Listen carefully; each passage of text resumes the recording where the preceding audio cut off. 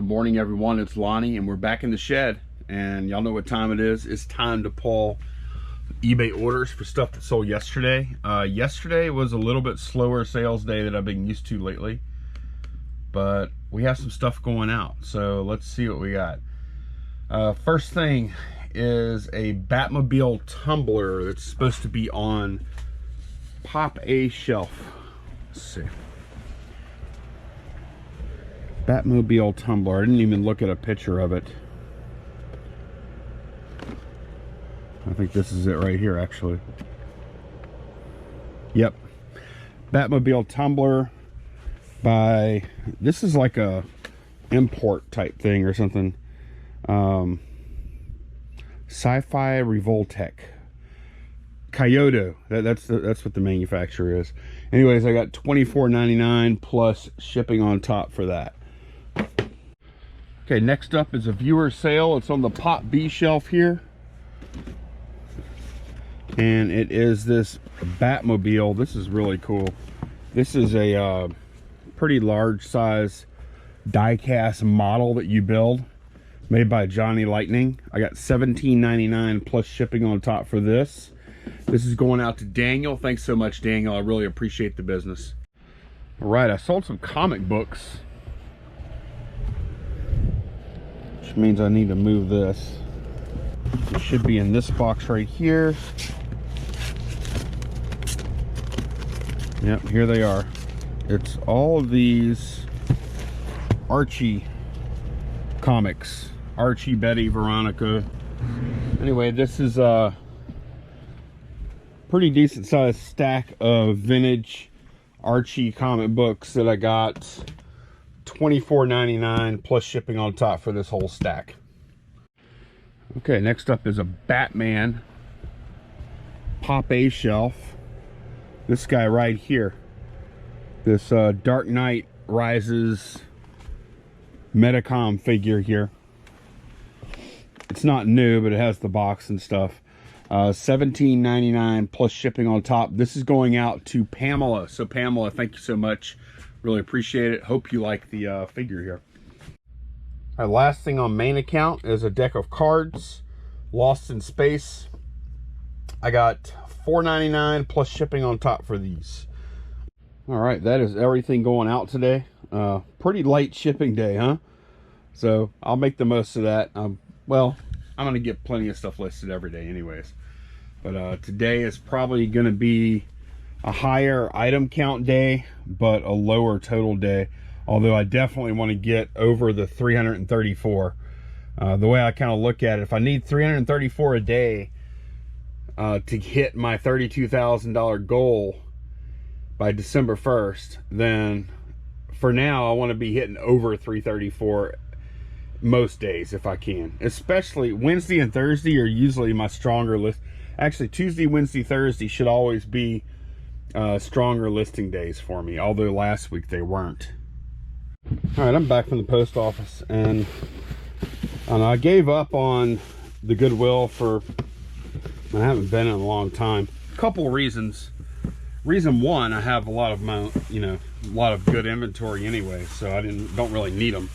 But the main reason really is that they just haven't had much for me as far as like stuff goes. So I did pick something up today. Picked up this flight stick. It's a pretty good condition. Needs a little wipe down with a little Windex or something. But this is a old school flight stick here for IBM PC. It's got like the game port type connector there. Look at this old version of Flight Simulator they're playing. That's like the original looking Flight Simulator. It had a Apple II or IBM check boxes, and this one has IBM checked off. It was half price day. I paid $2 for this, so we'll see. I saw some comps. I think I can get 15, 20 for it, somewhere in there. We'll see. The main thing is I like selling this kind of stuff. Like this kind of stuff is just cool. This thing is actually very smooth. Huh. All right, it's that time. I'm going to update my numbers real quick. Okay, I did 9 listings today for $372. This is day 19. There's our total, 11,671. We're doing 614 a day. 184 items total listed so far. Average price of $63. I've got $20,329 left. I've got 61 days to hit it in, and I've got to average $333 a day from here on out to hit my goal of $32,000 listed in 80 days, which will be December 1st. So I did do some yard work if I look a little disheveled. Did yard work, barbecued, we watched a movie. So, and I just came back out here to film this last clip and get this sucker uploaded. I think this is gonna be a pretty short one today. Okay, first one, Habs249, new fan here. Why is the wall green? The wall is green because I like green. And Candace, my wife, and I, we were at the paint store, and we looked through the colors, and I picked it out. It was a little bit of a bold choice. I know it's kind of loud, a little bright, but I like it. And it is, I do like it still. I find it soothing. I just like green. I don't know what to tell you. All right, here's a question from Rick Moore. Rick says, hey Lonnie, I know you combine shipping whenever possible, as I do I do as well. I just don't have as many combined orders as you do. I'm wondering what your process is for refunding the difference.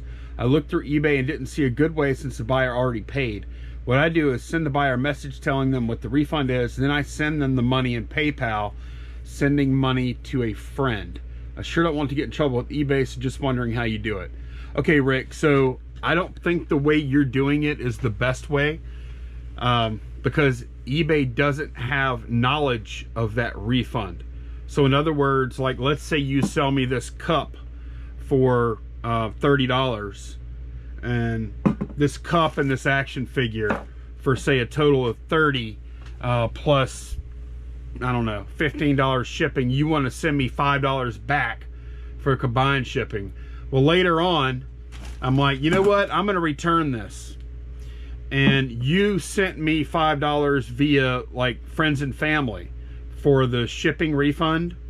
If I do item not as described and I return this to you, now you're on the hook for everything that I paid you, and the $5 won't be factored in. So the better way to do it, or the way I think you should do it, is go to PayPal, go to the actual PayPal transaction, and there will be a refund link there. Click on that link and alter the amount, because it's going to be pre-filled with the full amount of the purchase.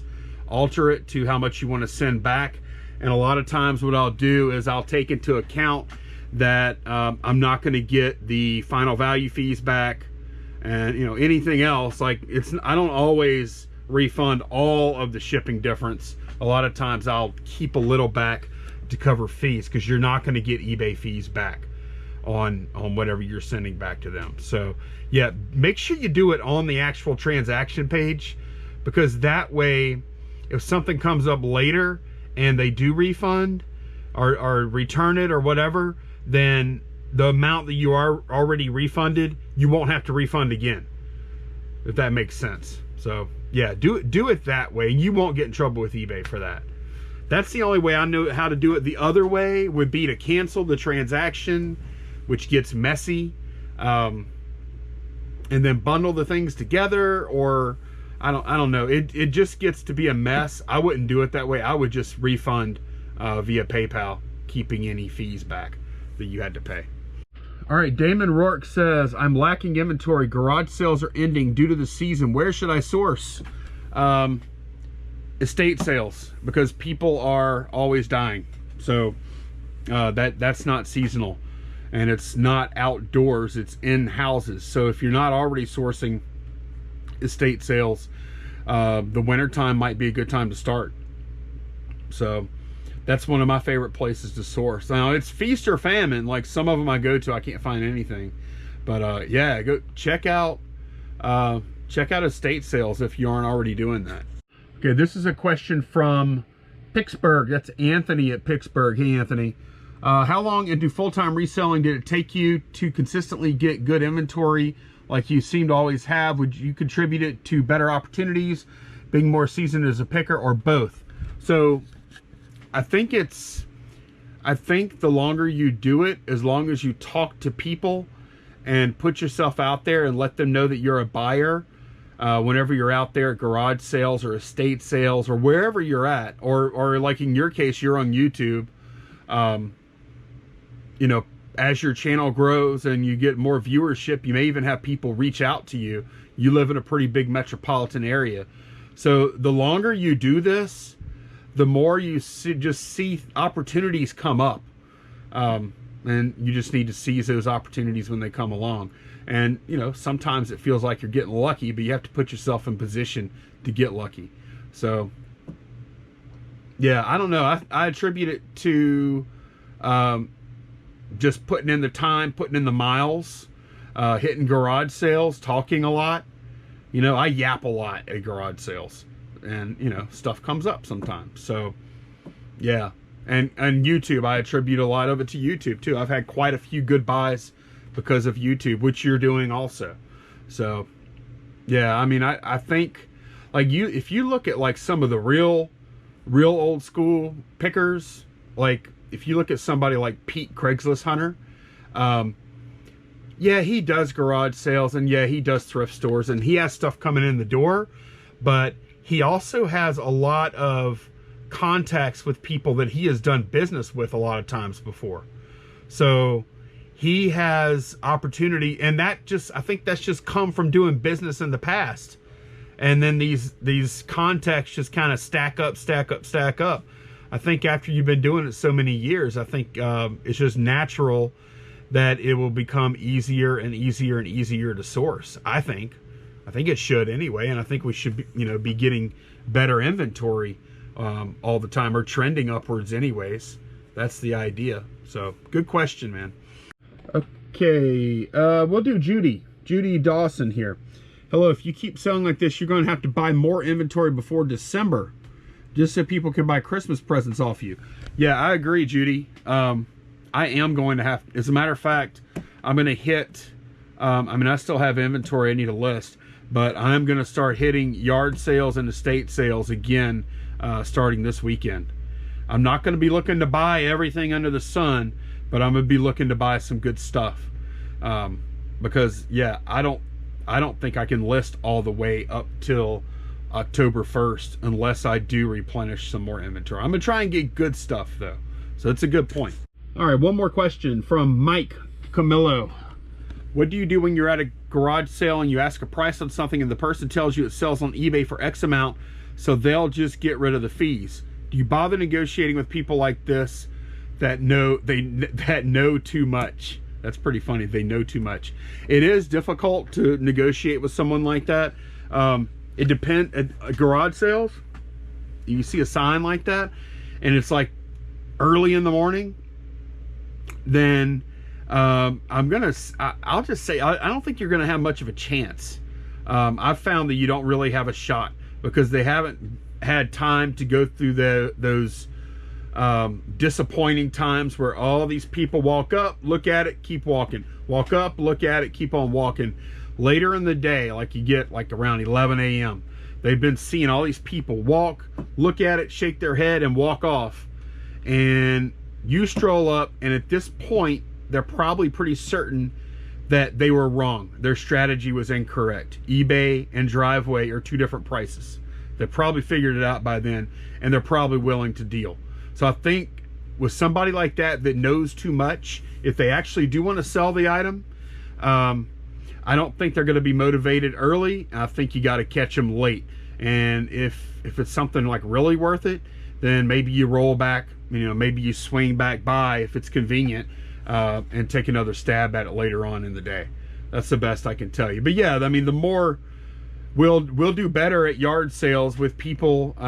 We're typically making money in the knowledge, like the difference in knowledge between that we have and they have about the price of their item, and also the difference in of course they don't want the item anymore and we do. But yeah, I mean, when they know too much, it does make it a little more challenging too. That's for sure. So time of day matters. So anyway, that's going to be it for today. I will see y'all again soon, maybe, or maybe not tomorrow, but it will be soon. Thanks so much for watching. Take care. Bye-bye.